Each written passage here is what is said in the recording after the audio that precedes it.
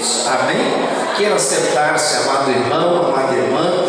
É para nós prazeroso estarmos com os irmãos, rever aqui nosso pastor Genivaldo, sua digna esposa, e termos os nossos irmãos aqui de Mato Grosso, região de Cuiabá, revermos os nossos irmãos ali de Campo Grande, também Mato Grosso do Sul. É para nós uma dádiva e nós nos sentimos felizes de estar a serviço da obra de Deus. Eu louvo a Deus pela vida do nosso presidente, pastor Dr. Elias Cardoso, que tem nos conduzido ao longo desses 22 anos de administração, né? São 22 anos que o nosso presidente está nos presidindo e tem sido bênção para a vida do Ministério de Perus. Nós tivemos a satisfação de servir nosso ministério quando o pastor Benjamin Felipe Rodrigues ainda era vivo, com sua digna esposa, a missionária Rosalina, e quando ele partiu, nós tivemos a dádiva de estar servindo o nosso presidente, pastor Dr. Elias Cardoso. Eu louvo a Deus pela vida desse servo do Senhor, que foi escolhido por Deus para dar sequência à vida desse ministério, e nós glorificamos ao Senhor por isso. Estou vendo ali a missionária Jacira, seu esposo, nosso irmão Rodrigo, que acompanha o ministério da gente já há alguns anos. Irmãos, eu louvo a Deus. Eu estava fazendo os cálculos esses dias com a minha esposa, porque eu fui da FAB, da Força Aérea Brasileira, e eu encontrei uns sargentos que serviram comigo lá esses dias, e eles disseram assim para mim: pois é, pastor Josué, o senhor é um pastor hoje, mas se o senhor tivesse ficado com a gente na Força Aérea, o senhor já era um tenente aposentado há 5 anos. O senhor já estava aposentado, ganhando um salário de mais de 10 mil reais, o senhor estaria com o burro na sombra. E eu disse: pois é, eu não tenho burra, eu não tenho burro, mas eu estou na sombra do Altíssimo. Não aposentei ainda não sou tenente da Força Aérea, mas sou soldado das fileiras de Jeová. Então, a nossa alegria é estar na presença do Senhor, irmãos. Eu tive a oportunidade de apacentar um rebanho na cidade de Santana de Parnaíba por 6 anos. Depois o pastor Benjamin me convidou a sair da Sociedade Bíblica do Brasil e assumir o setor de Bela Vista em Cajamar. E nós deixamos o setor de Bela Vista em Cajamar depois de 15 anos. Ficamos 15 anos no setor de Bela Vista quando se transformou o campo regional. E aí o presidente, pastor Dr. Elias, me convidou para vir para Mato Grosso do Sul. E nós viemos para Mato Grosso, ficamos aqui 4 anos por vontade do Senhor. Depois retornamos, fomos para o campo regional de Francisco Morato, onde fiquei lá 9 anos e 6 meses. E estou agora há cerca de 1 ano na regional do Damasceno. Pela misericórdia de Deus, tenho 35 anos dirigindo igreja. 35 anos. E eu louvo a Deus, porque eu me casei com 22 anos. Com 22 anos eu conheci a minha esposa, que tinha 20 anos, e ela é um arco-íris. E quando você vê um arco-íris, o que você faz? Pega ele e não deixa mais, não é? Ele escapar. Aí o pastor Benjamin fez o nosso matrimônio na catedral. Eu era presbítero da igreja, trabalhava no nosso ITPR, era o nosso Instituto Teológico Pentecostal Renascer, quando estava conosco o saudoso pastor Rodo Paladino, que já dorme no Senhor, e a missionária Edna. Então nós tivemos a oportunidade de trabalhar no ministério, dirigindo igrejas, 35 anos e 6 meses. E eu louvo a Deus, a gente não tem cansaço não, porque Deus renova a nossa força, o nosso ânimo a cada dia. Eu fui separado ao pastorado quando eu tinha 26 anos. O pastor Benjamin Felipe Rodrigues nos levou para ser consagrado ao pastorado em Brasília, não me esqueço. E por todos esses anos temos aprendido a servir ao Senhor na beleza da sua santidade. E agora, nosso presidente, pastor Dr. Elias Cardoso, me deu a dádiva de ser secretário-geral da convenção. Já há 22 anos, pela bondade do Senhor, estamos servindo a nossa convenção dentro e fora do país. Então nós só temos que glorificar a Deus, porque eu sou sobrevivente. Peguei Covid 2 vezes, a primeira quase fui, em 13 dias tomando inalação, manhã, tarde e noite, e o Senhor nos deu grande livramento, e é só por isso que nós estamos vivos até agora, não é? Então, quando a gente sobrevive a essas coisas, a gente tem que ser agradecido a Deus. Não tem como não agradecer a Deus, não é? Aleluia. Irmãos, hoje cabe me rever com os irmãos aqui. É a nossa missão de número 5, deve estar na revista dos irmãos, na altura da página 43, se não me engano, está na página 43 da revista dos nossos irmãos. A lição que nós vamos meditar é a lição de número 5. Eu sempre digo que nós aprendemos uns com os outros e todos de Cristo, porque através da sua experiência eu aprendo, através da minha experiência você aprende, e a gente vai trocando experiências de tudo que Deus faz conosco. Isso nos dá força para nós prosseguirmos na santa vereda. Então, a nossa obrigação e dever nessa tarde é tratar acerca da mordomia da ética cristã. Repita comigo: a mordomia da ética cristã.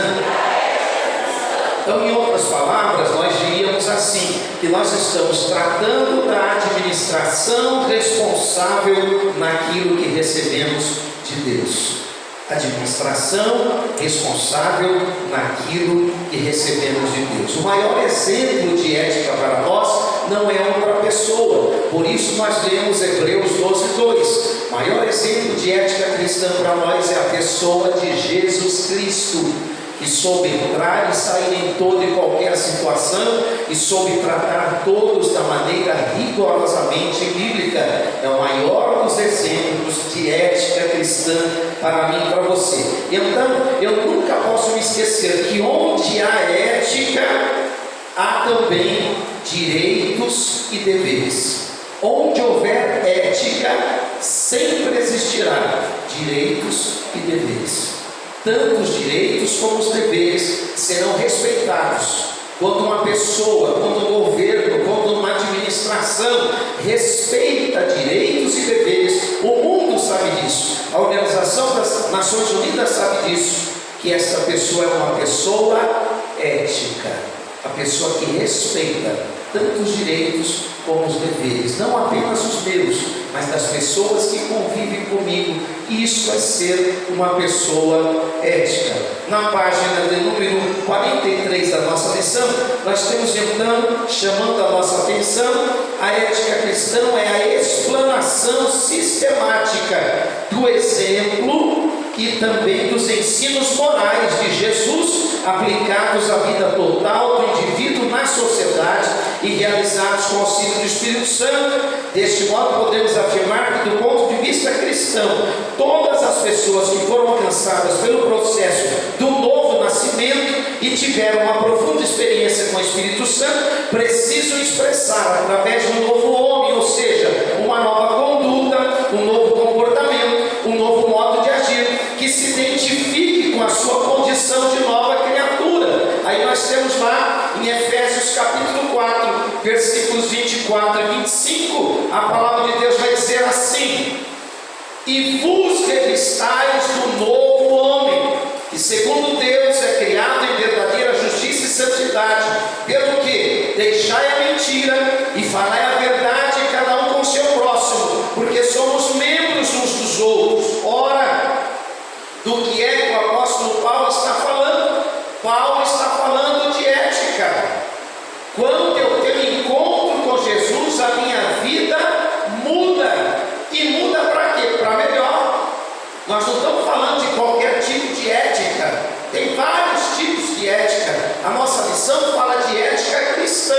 Eu só posso viver ética cristã se eu viver aquilo que Jesus ensinou a Nicodemos no Evangelho de João capítulo 3. Nicodemos já era um mestre, uma pessoa conhecida, estudada, e vai ter com Jesus de noite, porque ele tinha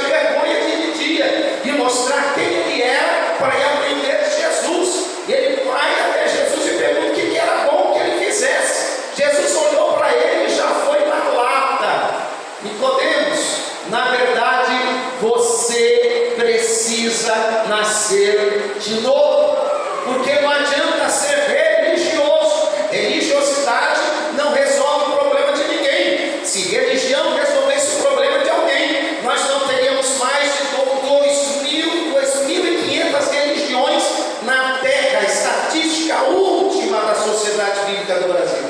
É muita religião, mas nós não precisamos de religião. Nós precisamos de uma vida de cristianismo verdadeiro e autêntico. Eu não sei quantos aqui são católicos. Quantos católicos nós temos aqui?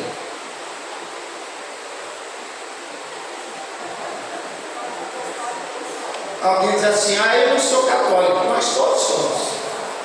Católico Apostólico Romano. Não. Católico Apostólico Romano. Católico.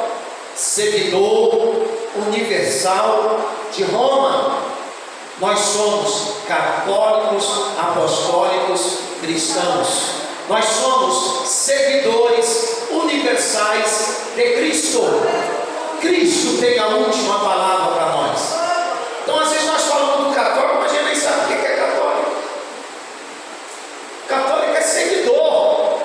Seguidor universal, que em qualquer lugar que ele está, não, eu sou católico. Católico é seguidor universal, independente do país que eu estou, de quem eles seguem Roma. A última palavra para eles é o Papa quem dá, é o Vaticano quem dá. Nós não, nós somos seguidores universais de Cristo. Em qualquer estado, em qualquer país, nós somos seguidores de Cristo. Quem dá a última palavra para nós é o Cristo redivivo.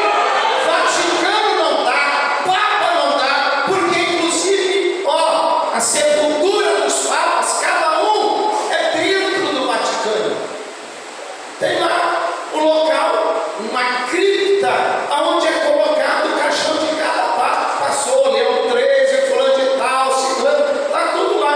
Aqui jaz Papa fulano de tal, aqui jaz Papa fulano de tal. Não adianta falar nada para mim, os restos mortais deles estão lá. Quem eu sigo está lá em Jerusalém, o túmulo dele está aberto. Você entra lá dentro e quando você sai, está escrito na parede em 3 idiomas: ele não está mais aqui, já ressuscitou. A última palavra para o seguidor de Cristo é dele mesmo.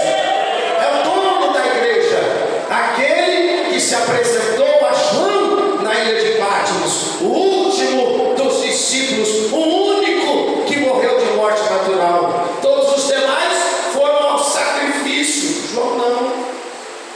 A resposta de Jesus para Pedro, quando Jesus está profetizando o que ia acontecer com Pedro: Pedro, você faz o que você quer até aqui, mas vai chegar dia que vão pegar você e vão levar você para onde você não quer. Jesus estava profetizando acerca da morte dele, e ele perguntou para Jesus: e esse aí, que é aquele que reclinava a cabeça no peito de Jesus, era João, e esse aí, o que vai ser dele? Jesus disse para ele: se eu quero que ele fique até que eu volte, o que você tem com isso? Eu estou tratando com você.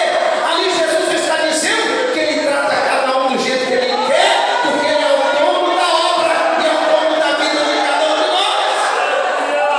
Quando andamos com Jesus, então nós aprendemos que Jesus ensina o direito e o dever de cada um. E além de ensinar, ele cumpre, porque todos que vieram antes de Jesus, foi ele quem disse lá em João 10. Ele disse: todos que vieram antes de mim, meu amigo, passaram como mercenários, como ladrões, mas eu sou o bom pastor. Eu dou a minha vida para salvar a minha igreja. Quando você volta nos textos sagrados, é só você avaliar a vida dos profetas, a vida dos sacerdotes, a vida dos reis, toda a história, desde Gênesis até o final. Você vai ver que todos eles fizeram coisas excelentes, mas falharam em alguma coisa, erraram em alguma coisa, e daí a necessidade do Senhor precisar criar 7 dispensações para a raça humana. Nós estamos vivendo a 6ª dispensação, que é a dispensação da graça. A dispensação da graça que começou no capítulo 2 de Atos dos Apóstolos, mas desde Gênesis você tem lá a dispensação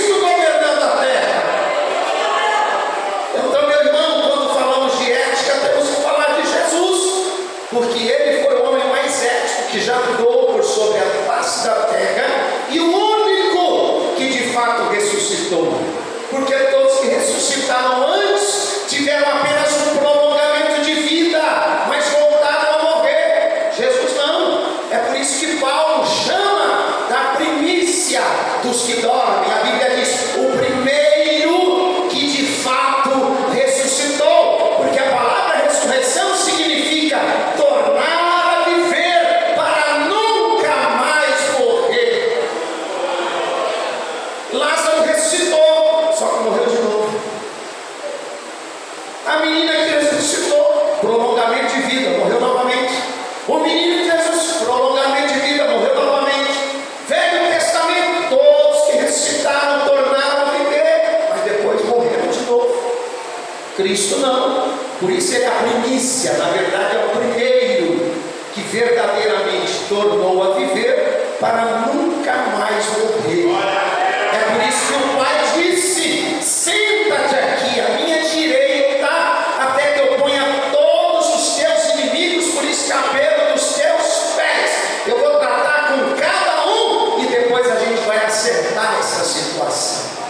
Então Jesus é o primeiro que de fato ressuscitou. Ele sim tornou a viver para nunca mais morrer. Aí Paulo escreve aos Tessalonicenses, porque entrou os tribulosos na igreja de Tessalônica, para dizer para os Tessalonicenses que a ressurreição já tinha acontecido e que nunca mais ela haveria de acontecer. E Paulo diz: vocês acham que esses mentirosos estão dizendo a verdade para vocês? Se Cristo ressuscitou, de fato a nossa fé vale a pena. Agora, se Cristo não ressuscitou, então é vã a nossa fé. Nós estamos perdendo tempo na igreja. Aí eu pergunto para a igreja do século 21: Cristo ressuscitou? Sim, ele ressuscitou. Por que recebe cura? Por que é batizado com o Espírito Santo? Por que recebe dons espirituais? Por que tem perdão, tem paz, tem milagre? Por que tem maravilha no meio da igreja? Porque Cristo ressuscitou e enviou o Espírito Santo para nós. Jesus disse: eu vou para o Pai, porque se eu não for, o Consolador não vem. Mas se eu for, ele vem, porque quando eu chegar lá, eu vou enviá-lo. Na Trindade a hierarquia: Deus Pai, Deus Filho, Deus Espírito Santo. Jesus disse: eu não faço o que eu quero, eu faço aquilo que meu Pai manda. Meu Pai mandou, eu me dispus e vim. A minha parte eu fiz. Agora eu subo, e quando chegar lá eu mando, e o Espírito Santo vem. E quando ele vier, ele estará convosco todos os dias até a consumação do céu. Então ele está conosco nessa tarde. O teu corpo já está cansado, abatido desses dias de festa, mas o Espírito Santo está aqui para te renovar, para te dar ânimo, para a noite você vir da glória e ser renovado pelo poder do Espírito Santo. Oh, glória a Deus! Que experiência eu posso ter com Cristo? A experiência que eu tenho que ter com Cristo, eu tenho que manifestar no meu dia a dia. E eu manifesto como? Vivendo, praticando, fazendo o que Deus manda e não fazendo o que não agrada a Deus. O mundo só vai acreditar que Cristo ressuscitou e está vivo se eu e você, se nós, seguidores de Cristo, fizermos a mesma coisa que Ele fez. Amarmos como Ele amou, perdoarmos como Ele perdoou, estendermos a mão como Ele estendeu, ensinarmos como Ele ensinou, praticarmos o que pregamos como Ele praticou. A autoridade de Cristo em falar nos dias do seu ministério nunca foi no grito, porque nos dias de Jesus não tinha microfone, não tinha amplificador, não tinha caixa de som. E a Bíblia diz que as multidões iam ouvir Jesus. Mas por que as multidões iam ouvir Jesus? Porque Jesus gritava: povo, e ouça! Não. A autoridade não era no grito. A autoridade era por causa da prática. Eles olhavam para ele e viam que ele era cumpridor do que ensinava. Quando ele falava de amor, ele amava. Quando ele falava de perdão, ele perdoava.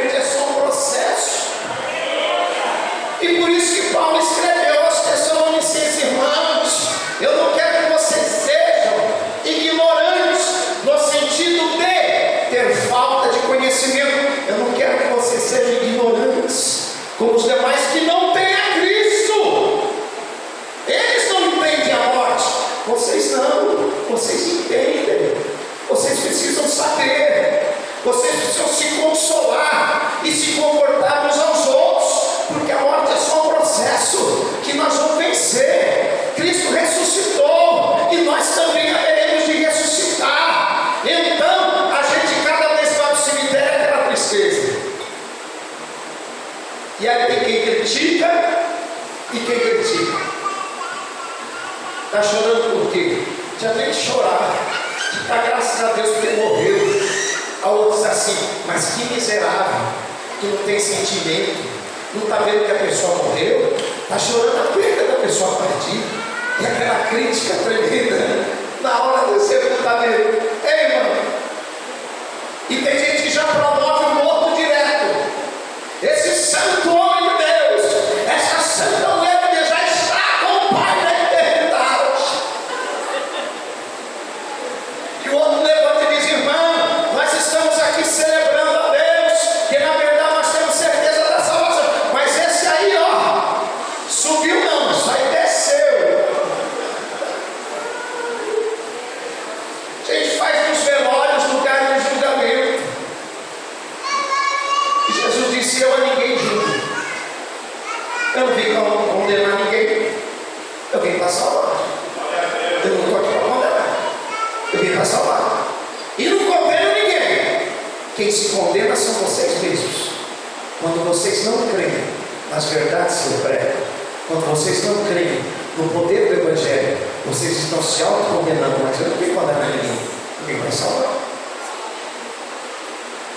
Então quem vai dar a última palavra sobre salvação? Ele. Quem escreve o nome no livro da vida. Não sou eu nem você. Nos é dado julgar até os que são usados nos dons do Espírito, mas não nos é dado julgar os mortos. Para julgar os mortos vai ter um tribunal só para isso. O tribunal de Cristo não julga mortos, julga vivos. Quando a igreja chega lá em cima arrebatada, a Bíblia diz que as nossas obras serão provadas no fogo. E depois de passar pelo fogo, sai o galardão que nós vamos receber das mãos do Senhor. É o tribunal de Cristo, é Cristo no trono. Ali não sai condenação, ali sai coroa de ouro, de prata, de bronze ou sem coroa. A Bíblia diz: se as obras de alguém for jogada no fogo, saiu lá, não tem nada, o tal não tem galardão, mas todavia, como está lá, está salvo. Não tem condenação ali. Ali é o tribunal de Cristo. Agora, no juízo do trono branco, não. No juízo do trono branco é diferente. No juízo do trono branco é Deus dizendo quem vai ser para sempre condenado. Lá não tem salvação. A Bíblia diz que foram abertos os livros, no plural, livro da vida, onde está o nome dos salvos, e livro das obras, o que a pessoa fez ou deixou de fazer. E lá, no juízo do trono branco, a Bíblia diz assim: e o mar deu os seus mortos, e o além deu os seus mortos, independente de onde esteja, vão ser trazidos e julgados um por um. Pelo quê? Pelo tanto de verdade que ouviram e se recusaram a acreditar. E será dado a cada um o grau de tormento eterno. Dali não sai salvação. Ali é grau de tormento eterno. Satanás é julgado, a besta é julgado, o falso profeta é julgado, o pecado é julgado e a morte é julgada, condenada, e não sai nunca mais de lá, porque a igreja desfrutará, além do milênio, novos céus e nova terra, aonde não haverá morte, aonde não haverá pecado, aonde não haverá dor, mas a luz do eterno nos clareará 24 horas por dia. Tem gente que não gosta dessa palavra, porque a empresa de luz vai falir, a empresa de água vai falir, porque a cidade que a gente vai não precisa de Sabesp, nem empresa nenhuma de água. A Bíblia diz que tem rio de água limpa, cristalina. A Bíblia diz que tem rio de água azul. A Bíblia não diz que tem fonte e fios pendurados. A Bíblia diz que ele, o dono da cidade, é a luz que ilumina o ambiente. Acabou o pagamento de conta. Por isso tem crente que não gosta de arrebatamento. Gosta da Bíblia, mas não gosta do Deus da Bíblia. Como assim? A gente aceita a salvação que o Deus da Bíblia dá, mas não queremos aceitar o senhorio do Deus da Bíblia sobre a nossa vida. Quem quer aceitar Jesus? Eu! A salvação dele eu aceito, mas quem manda na minha vida sou eu. Dançou amigona, entregou a vida na mão dele, ele passa a ser rei, senhor e sacerdote da tua vida. Jesus é tudo ou nada. Não tem esse negócio de crente Raimundo, anda em cima do muro, pé no mundo, pé na igreja, pé no mundo, pé na igreja. Não, com Jesus é Jesus mesmo. Eu sou o caminho, a verdade e a vida. Ninguém vai ao Pai se não for por mim. Quem aceitou Jesus, a sua vida é dele. Ele manda em tudo. Quando Paulo entendeu isso, acabou os seus dilemas. Porque Paulo escreve aos Romanos: miserável homem que eu sou, o que eu quero fazer, não consigo fazer, mas o que eu não quero fazer, sou levado a fazer. Era a luta da carne contra o espírito. Até o dia que ele teve um encontro real de entendimento com o dono da obra, e ele se entrega, e ele se submete ao dono da obra, e ele aprende que não era do jeito dele, era do jeito do dono da obra. E aí ele diz: não mais vivo eu, Cristo vive em mim. E alguém pergunta: mas Paulo, e a cruz?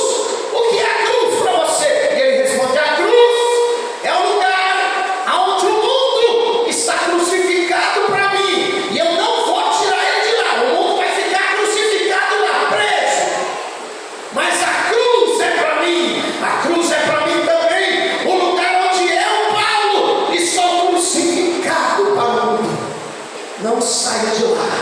Eu vou fazer só a vontade do meu Deus, e o mundo vai ficar preso lá. Eu não vou tirar eles de lá, porque eu quero servir só o meu Jesus. E Paulo diz: a partir desse momento eu comecei a andar de glória em glória. Quando ele deixa de fazer o que ele queria para fazer o que Jesus queria. Aí Paulo vai lembrar eu e você que nós temos o homem mais ético de todos os tempos, que é Jesus de Nazaré. Não vale a pena ter ele como nosso Senhor. Alguém diz assim: não, mas eu tenho livre-arbítrio. Tinha, antes de conhecer Jesus. Quando você entregou a tua vida a Jesus, você entregou tudo. Livre-arbítrio é direito de escolha, não tem mais. Você entregou para ele, você escolheu ele. Quem faz as escolhas por você agora é ele, se é que de fato você entregou a sua vida a Jesus. Porque se você não entregou, então você é só a casquinha do trigo. Mas enquanto você é casquinha do trigo, ainda tem esperança. Que até o arrebatamento, há tempo do Espírito Santo trabalhar na gente, nos dá entendimento e compreensão, para nós ficarmos à disposição do Papai e glorificarmos o nome dele. Amém, meus irmãos? Então eu preciso ter um comportamento novo. O apóstolo Paulo vai mais além, quando ele vai falar para a igreja de Éfeso, no capítulo 4, versículo 28 até o 32, é um texto amplo, mas nos chama a atenção ele dizendo assim: aquele que furtava, não furte mais, antes trabalhe, fazendo com as mãos o que é bom. Ética, vida que respeita direitos e deveres das pessoas. O que é furtar? Furtar não é roubo à mão armada. Furtar é algo que está fácil e eu passo ali, vejo a facilidade